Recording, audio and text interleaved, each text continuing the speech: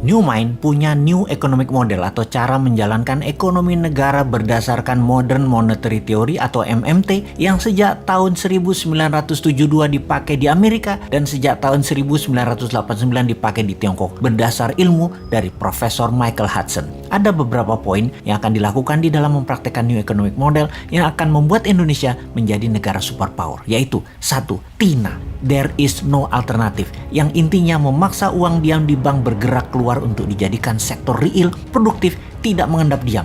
Uang deposito dan tabungan oleh pemilik dana diambil dari bank dan diinvestasikan. Cara memaksanya dengan bunga bank deposito 0%. Itulah tidak ada pilihan lain kecuali mengaktifkan uang di bank keluar menjadi lebih produktif. 2. Gold-based transaction. Hal ini tidak perlu dijelaskan lagi. Selain rupiah sebagai alat bayar, maka gramasi emas dijadikan alat tukar yang sah di Indonesia. Kuantitatif easing.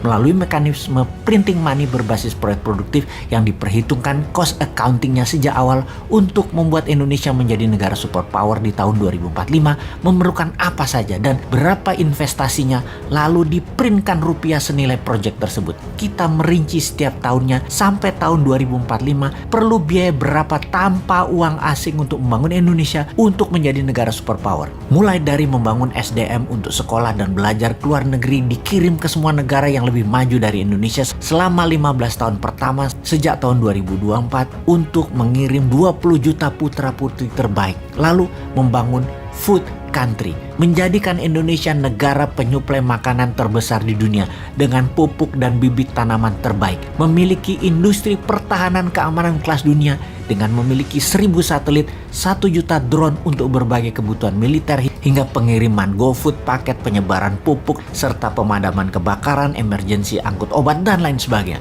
Industri film dibuat sejajar Hollywood pun disubsidi pemerintah untuk propaganda Indonesia. Berapa biaya untuk membuat Indonesia menjadi juara Olimpiade?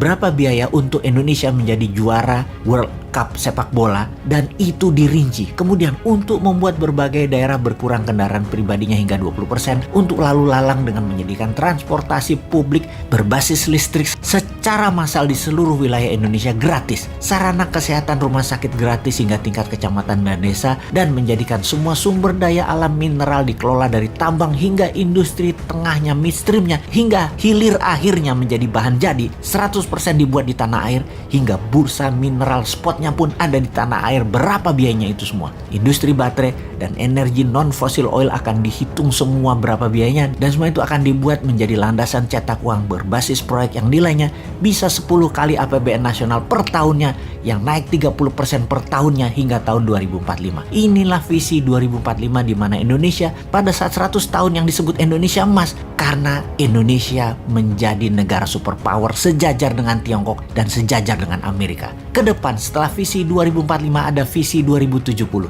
Di tahun 2070 Indonesia telah menjadi pemimpin dunia untuk berperang melawan perubahan cuaca dan melawan globalis cabal yang pastinya akan membuat Indonesia sejak tahun 2070 menjadi pemimpin dunia yang membawa dunia ini damai selama 1000 tahun ke depannya. Indonesia membuat manusia bisa tinggal dan hidup di planet lain, bisa menemukan bumi-bumi yang lain yang bisa ditinggali di galaksi lain. Usia manusia bumi rata-rata 150 tahun, bahkan masih bekerja hingga rata-rata di usia 120 tahun. Indonesia akan memimpin dunia sekali lagi sejak tahun 2070, mengayomi populasi 12 miliar manusia yang sehat, damai, dan sejahtera. Visi awal tahun 2024, pemimpin Indonesia adalah dari kaum New Mind. Pertanyaannya, bagaimana agar visi 2045 dan visi 2070 ini diterima?